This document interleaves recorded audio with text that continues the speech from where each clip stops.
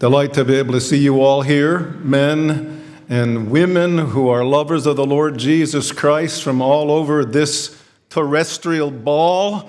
A delight to be able to see friends that I've known long term and new friends that I've just met today.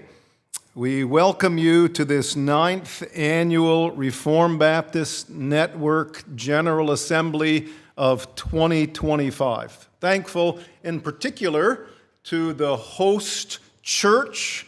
You are mighty men and women who have labored hard to prepare for us a better than Disney World 3 days of adventure here in Florida. Thankful for your hospitality and your sacrificial labors. I'm also thankful to the God of heaven.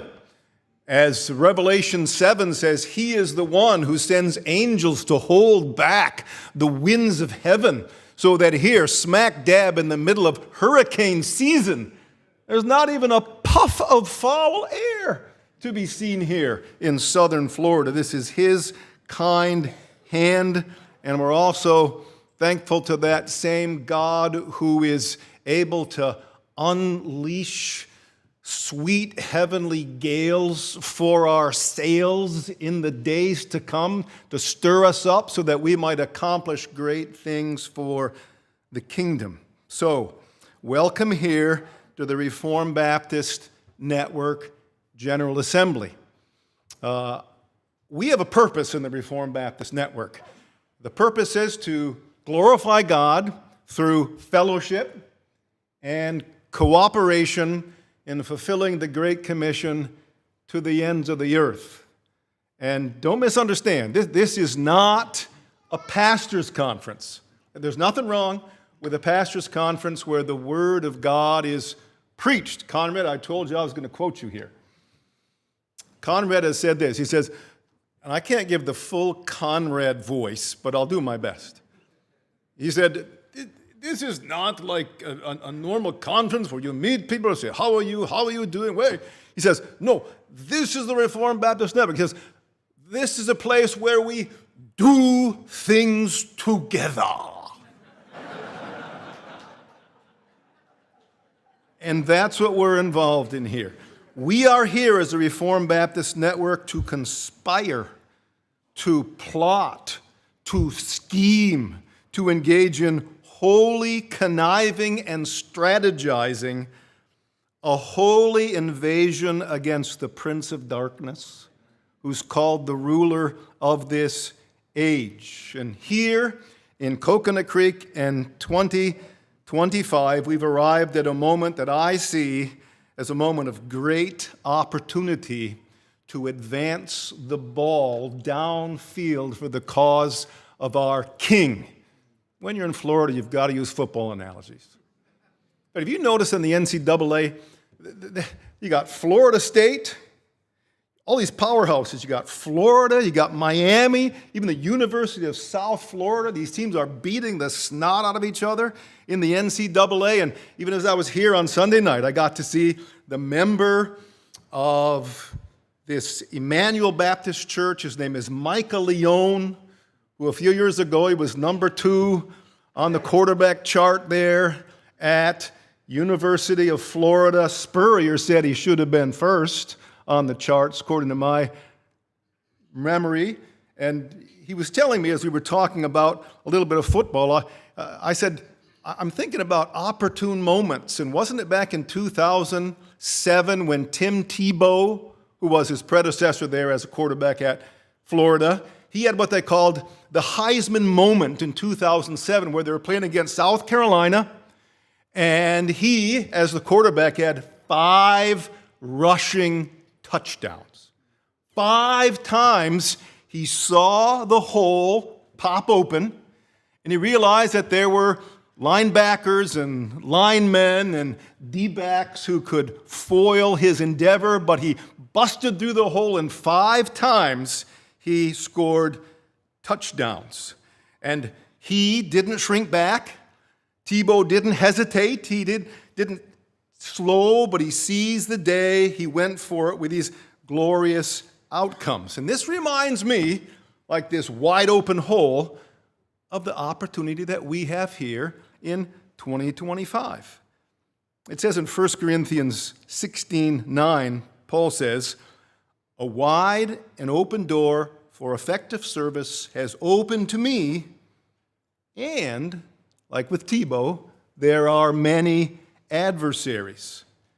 And just like Tebow went for it, so Paul said, I'm going to go for it. I'm going to remain here in Ephesus. Jeffrey Wilson comments this way: at the present, Paul must remain in that city not only to grasp the great opportunities he has for effectively preaching the gospel, but also to counter the fierce opposition which the striking success of his mission had aroused. So there in Acts 19, you remember Paul had been given sovereignly by the Lord the key to the city of Ephesus, and then he picked the lock, and then the gates providentially swung wide open to him. Remember, he got access to the lecture hall of Tyrannus, and then there was this hanky miraculous power that the Lord unleashed, and then the magician book burnings that took place. And yeah, there were all kinds of lurking adversaries there in Ephesus, like Demetrius the silversmith and Alexander the coppersmith and Artemis, those groupies, and the riotous Ephesians, who Paul said, I battled beasts in Ephesians with his martyrdom in view, and there was false teaching and heresies that crept into the church. But though there were these adversaries, Paul didn't hesitate to bust through the open door with no hesitation. He went for it right there in Ephesus. So here we are. We're not in Ephesus, but we're in Coconut Creek in 2025. And the Lord has opened up a door, a wide one, for effective service. It swung open to us. Look at the opportunity we got here. Just ponder as we consider what we're going to do this week. Just ponder. The Lord has given us like 80-ish churches. This week, more are joining. A good number are here spying out the land to work together and cooperate with us. And just look what the Lord is doing among our churches. On our rearview mirror, we had Riverside, where we met last year for our GA. That church is busting at the seams over there. There are not enough seats for the bottoms that they have there. Now you come here. You come here to Coconut Creek. You're going to see the blueprint that they have to build an auditorium because they don't have enough room here either. Or our chairman, Matt Foreman, Media, Pennsylvania. They can't even meet together anymore in their facility because they can't all gather. They're split into two separate services. The Lord is bursting open holes. And then even I was at Jupiter, up an hour and a half to the north, where this church is planted there, and there's expansion going on there. Lord is adding missionaries to us. We got a guy who's in the land of the dragon, that nation whose name won't be mentioned. We got a missionary we're bringing in from there. We got a guy who's in Poland who's already planted 3 churches, and he's got a website that people hit on thousands of times a day for Reformed literature. We've got a beachhead in Jamaica. We've got these Jamaican guys here. So if someone is talking to you, he says, "Yeah, man." It's one of these guys there, right there. These guys from Jamaica, new church plant there. David Vaughn, revival in France. We got things going on in Serbia and Argentina and Colombia and North Africa, and Conrad's here in Zambia. 30 churches they've planted there. Even in the Netherlands. Remember Roloff Weerstand, who was among us a couple years ago? Cancer in the brain. Looks like the curse is going to take him out. But we get another guy here named Paul van Engelen-Oven, who's going to not Emmeloord, where Roloff was, but just a few miles away in Urk. Are you here, Paul? Where are you? There's Paul right there. Talk to this guy. A big, long Dutch name, but the Lord's going to make him a pastor of a church of about 250 to 300 in the Netherlands. This is an unthinkable open door that the Lord is providing here. And then God has given us, think about this, open door. He's given us this year a truckload of financial fuel. There was a 287-year-old church in Pennsylvania who just shut down, and they called us and said, as a church, we're going to close our doors. We got a little money to give, and we like what the Reformed Baptist Network is all about. And I thought, okay, $20,000, $25,000. $250,000 they gave to us as the network. This is financial fuel. Widows' mites we got to handle with a sacred stewardship. We're going to have to deliberate this. We're doing things together. We'll deliberate. What should we do with those funds? We got to be men of Issachar, understanding the times, knowing what Israel should do. Our hope is this wouldn't be the last time the Lord would fill a widow's jar like that for us. And even Reformed Baptist Network, as we're getting bigger in size, even some of our churches are flexing muscle. We've become kind of a money-generating machine to give to missionaries who apply. So, look, there's a wide door for effective service that is open to us in 2025. It's a good thing. But what does the text say? And there are many adversaries, because when things are going well for the church, the enemy, 1 Peter 5, prowls about like a roaring lion, seeking whom he may devour. Revelation 12 says he is a stalking, raging dragon. He's a terrorist arson who we know he sets ablaze churches, and then he goes off the sidewalk and cackles as he sees the church burning down. He's at work with us, beloved. And we must not be unaware of his schemes. Just the last time we were together, we talked about our core values at Riverside, right? Theological center, gracious manner, earnest mission, talking about Christ-like love, gospel unity, biblical reconciliation. I'm just going to tell you, in the last 12 months, as the coordinator, as I've observed what's going on, I assure you that we are not immune to subtle assaults against our core values.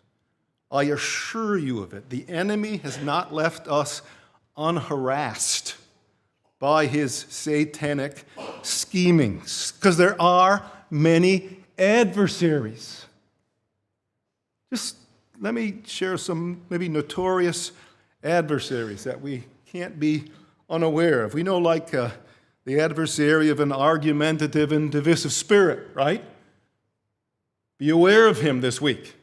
Or the adversary of jealousy and selfish ambition. If the first is a virus, that's a flu. Or how about this adversary? The adversary of a cold, clinical, condescending Calvinism. A hyper-Calvin. And that's a cancer instead of what we want, which is a warm, experiential, Bible-saturated, brother-loving heart religion. That's what we're about here at the Reformed Baptist Network. So instead of a counterfeit and toxic, hyper-philosophical, hyper-intellectual, hyper-confessionalism, we want to be the Reformed Baptist Network that upholds the core values we talked about last year. Because, some of these things that, as Reformed Baptist Network, they were in our rearview mirror now.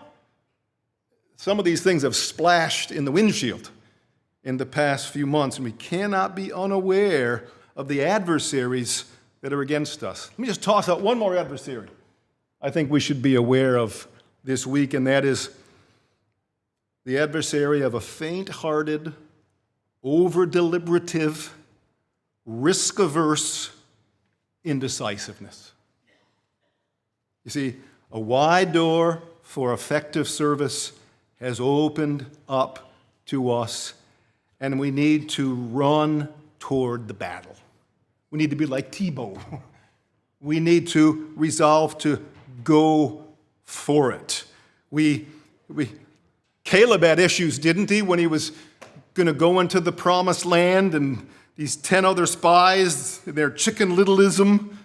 Oh, but we can't because there's a devouring land and the walls are up to the sky and we're like grasshoppers before the Nephilim. But the old guy, Caleb, kind of like Bob Diekema, who's here among old guys, he had a let's roll spirit. Or Jonathan, 1 Samuel 14, facing a battalion of Philistines, and then there were these bean counters who would say, no, we can't go after those Philistines, and instead he says, perhaps, that mindset I love in Jonathan, perhaps the Lord will work for us. He's not restrained to save by many or by few, and his armor bearer said, my heart is with you. Let's be like Jonathan's, let's be like armor bearers this week as we connive to do things together.